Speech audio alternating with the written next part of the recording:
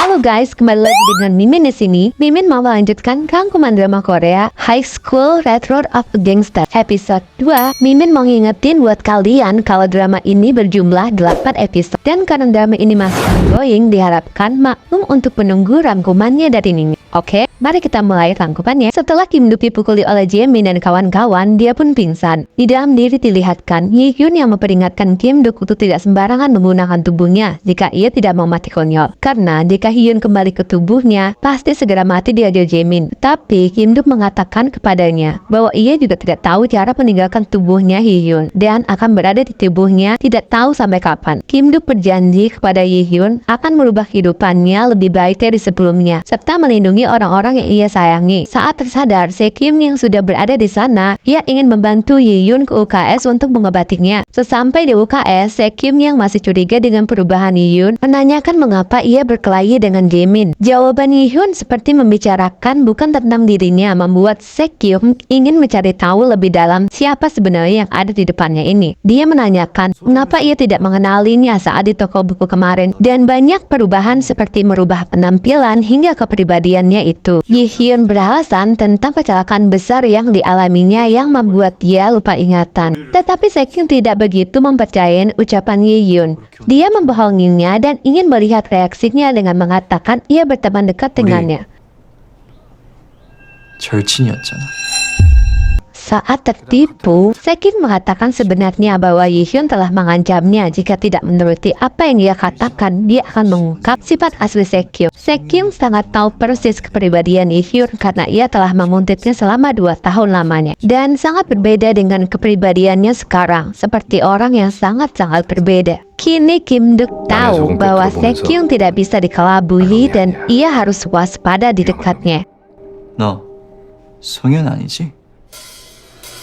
Yi Hyun meyakinkan dengan mengatakan manusia pasti berubah setelah mengalami sesuatu peristiwa dan suatu saat dia pasti memahaminya jika seusianya. Dan jelas saja Sekyum tambah curiga dong, kan mereka sebaya. Dia beralasan karena lambatnya pendaftaran kelahirannya, tetapi Sekyum tidak percaya semudah itu. Dia mengatakan untuk tidak beransumsi dan mengakhiri kecurigaannya karena mereka sudah kelas 3 dan harus fokus untuk belajar. Dilihatkan Jaemin dan teman-temannya membicarakan sikap Yi Hyun yang berubah. Jaemin sangat kesal dengan hal itu dan mencari cara untuk kembali memberi pelajaran ke Yi Hyun. Yi Hyun kembali ke kelas. Dia melihat teman-temannya yang rata-rata menggunakan pensil warna yang banyak sekali, sedangkan dia kebetulan mereka ingin pergi membeli alat tulis ke toko. Nah, disitulah Yi Hyun ingin ikut pergi bersama mereka dan mereka menyetujuinya. Di perjalanan pulang, Yi Hyun yang sudah menunggu dengan mobil jemputannya mengajak bareng dengan teman-teman sekelasnya. Dia juga mentraktir mereka makan makanan enak. Keesokan hari saat di sekolah, Yi Hyun yang sedang berkumpul dengan teman-temannya memamerkan peralatan tulis yang ia beli kemarin. Dia bahkan melucu di depan teman-temannya. Melihat Yi Hyun semakin akrab dengan teman-teman yang lain, Sekyum yang masih curiga menanyakan tentang arti singkatan yang digunakan oleh murid SMA saat ini. Ya, tentu saja Yi Hyun tidak tahu, tetapi untung saja ada temannya yang menjawabnya. Dan mana mungkin boleh tidak tahu arti singkatan tersebut. Selamat nggak tuh? Di pelajaran olahraga, Yi Hyun sangat-sangat baik dalam melakukannya, sehingga mendapatkan skor sempurna kali ini. Teman-temannya melihat itu kagum, bahkan gurunya pun memujinya. Sekyum yang melihat perubahan yang makin membuat kecurigaan ia semakin bertambah kuat bahwa ia bukan Yi Hyun. Setelah selesai dari pelajaran olahraga, ia melihat sekretaris ayahnya datang ke sekolah untuk membuatnya berhenti dari sekolah. Mendengar itu, Yi Hyun mengetahui semua tindakannya itu ternyata untuk menguasai harta dan menggantikan ibu sebagai istri sah dari ayahnya. Yi Hyun mengancamnya dan memberi peringatan akan mengungkapkan tentang keberadaannya di media jika ia masih ikut campur terhadap kehidupan pribadinya. 내가 어디 있을진 내가 정해. 당신이 아니라. Di sesi belajar malam, Sekyung sengaja duduk di sebelahnya. Yi Hyun sangat sulit dalam pelajaran matematika. Melihat kesulitan itu, Sekyum memberi bantuan. Ternyata Yi Hyun cepat mengerti saat diajari Sekyum. Sekyum masih mencurigainya. Dia menanyakan nama aslinya sebenarnya. 넌 진짜 이름이 뭐냐? Hyun dipanggil ke ruang guru karena dia masih belum menuliskan universitas mana yang dia pilih. Gurunya memberitahunya untuk segera memilih jurusan karena itu untuk masa depannya kelak. Kim Duk tidak mau menghancurkan hidup Hyun karena nilainya yang semakin menurun. Dia pun terpaksa meminta bantuan Se-kyung untuk memecahkan soal matematika yang susah ia kuasai. Se-kyung masih terbayang-bayang saat Yi-kyung yang dulu mengancamnya. Pagi hari, Yi-hyun tetap berolahraga untuk memulihkan skill yang dimilikinya dan memperkuat tubuh yang kini ia miliki. Setelah dia berolahraga, ia datang ke pemandian air panas dan bertemu dengan geng baru yang bernama Geng Doso yang mengganggu ketenangannya. Gak tahu aja dia bos mafia berani macam-macam. Hyun pun memberi pelajaran dengan... Pria ini diberitahu kalau dia adalah Kim Duk-pal, orang terkuat nomor 2 di Geng Chilsung, dan mengancam jangan pernah macam-macam dengannya. 그때는 칠성파, 상두파, 로타리파 이렇게 셋이서 땅땅 웃겼는데 동수파까지? Mereka pun takut dan menghormati Song Yi-hyun. Sepeninggalan Yi-hyun, mereka bertemu dengan Jong Chol, anak buah dari Kim Duk, yang memperkenalkan anak baru yang ingin menjadi anggota mereka. Ya, Jaemin dan kawan-kawannya. Mereka bertanya kepada Jong Chol bahwa ada yang mengaku orang nomor 2 di Geng Chilsung. Apakah Kim Duk mempunyai seorang anak? Jong Chol menjelaskan bahwa Kim Duk bosnya tidak pernah menikah apalagi mempunyai seorang anak. Ternyata sejak Kim Duk meninggal dunia, Geng Chilsung itu sudah berubah menjadi Geng Doso. Dongsu menggantikan kedudukan Kim Duk. Dongsu berpesan kepada mereka Geng Chilsung itu memang dibubarkan, akan tetapi Geng Chilsung itu tetap akan menjadi akar geng mereka.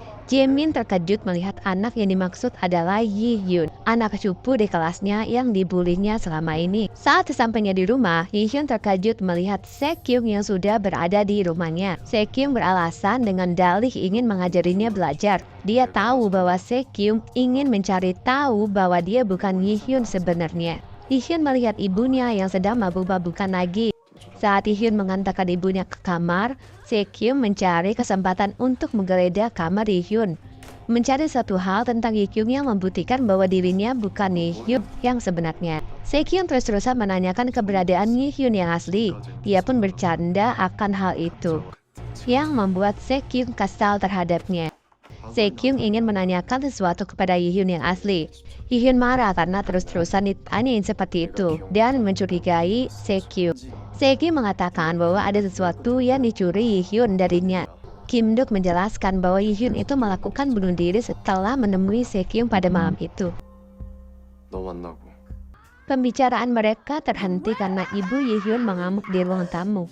Yi-hyun pun pergi menenangkan ibunya di bawah. Ibunya berkata gara-gara kehadiran Yi-hyun membuat hidupnya hancur. Dulunya ibunya adalah seorang aktris terkenal hingga dia melahirkan Yi-hyun dan merasa kehadiran anaknya itu adalah alasan hancurnya karirnya. Yi-hyun pun memeluk ibunya, menenangkannya hingga ibunya tertidur. Saat mengambil tasnya, Se-kyung diam-diam mengambil rambut Yi-hyun dengan ibunya untuk bisa membuktikan bahwa dia bukan Yi-hyun yang asli. Mereka pergi untuk mendengarkan musik klasik untuk menenangkan pikiran mereka berdua. Setelah keluar, Se-kyung mendapatkan telepon dari ayahnya. Setelah mendapatkan telepon dari ayahnya, Yi-hyun melihat sikap Se-kyung yang berubah panik dan ketakutan. Ternyata Yi-hyun mengetahui jika Se-kyung mengambil rambutnya dan ibunya untuk dites DNA. Dia mengatakan untuk jangan menambah beban pikirannya karena banyaknya hal yang harus dia selesaikan. Saat Se-kyung sampai di rumah, ayahnya sangat marah padanya karena merasa dibohongi. Ayahnya telah memasang pelacak di handphone putranya tersebut dan memberikan peringatan keras ke anaknya untuk tidak boleh membohonginya lagi dan fokus untuk giat belajar serta bergaul dengan anak-anak yang baik. Sejak dulu ayahnya mendidiknya dengan sangat keras dan membuatnya trauma akan hal itu. Dia pun kembali fokus belajar. Di keesokan hari, Yi-hyun dihadang Jaemin dan kawan-kawannya. Mereka mengancamnya dengan video-video yang dahulu saat Yi-kyung dibully oleh mereka. Melihat itu, Kim Duk sangat marah karena mereka sudah sangat keterlaluan dan memberikan mereka 이런 pelajaran. 애들이 니들한테 묻을까봐 무섭다. 이번엔 누가 왔나 한번 볼까? Mereka pun dihajar habis-habisan. Episode 2 pun selesai. Terima kasih banyak telah menonton di channel ini. Dan untuk episode berikutnya akan Mimin segerakan ya guys. Jangan lupa klik subscribe-nya, like video dari kita, dan share ke semua media sosial yang kalian punya. Semoga channel ini bisa menghibur kalian. Bye-bye.